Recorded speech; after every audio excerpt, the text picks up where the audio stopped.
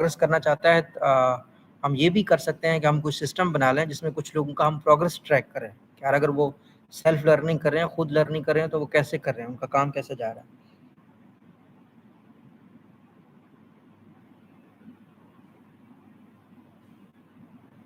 جی میران بھائی، یہی تو مسئلہ ہے۔ میران بھائی کہہ رہے ہیں کہ امیزون کے نام پر جگہ جگہ پر ٹریننگ دی جا رہی ہیں اور اتنا بڑا انہوں نے نیٹ ورک کریٹ کیا ہوا ہے۔ میران بھائی پتہ بات کیا ہے؟ بات یہ ہے کہ اگر یہ لوگ کہتے ہیں نا کہ ہم اتنے بڑے امیزون کے گروہ ہیں، تو اس وقت ان کو دنیا کا سب سے بڑا امیزون کا سیلر ہونا چاہیے تھا۔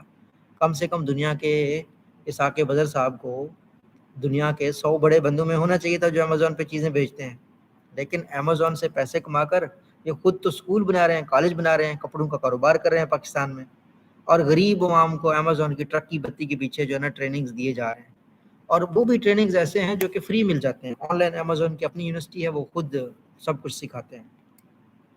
جہاں تک آپ کی بات ہے کوئی پوچھنے والا نہیں ہے، تو بھائی کون پوچھے گا؟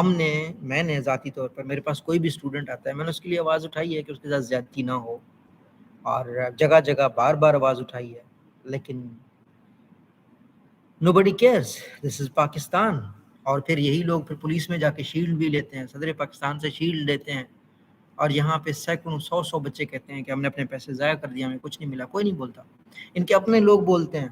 اور اتنا بچوں کو لوٹا کہ امریکی لوگ یہاں پہ آ کر پاکستان میں آتے ہیں ٹکٹ بھر کے، ہر بچے سے 4000 5000 امیزون کے ٹولز کے نام پر لے رہے ہیں۔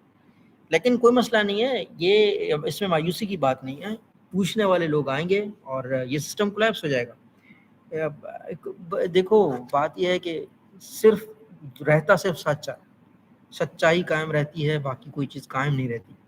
تو میرا تو یہ بلیف ہے، آج نہیں تو کل جو ہے نا ان کا جو ہے نا پتہ چل جائے گا کہ کہاں سٹینڈ کرتے ہیں اور کیا ریئلٹی ہے۔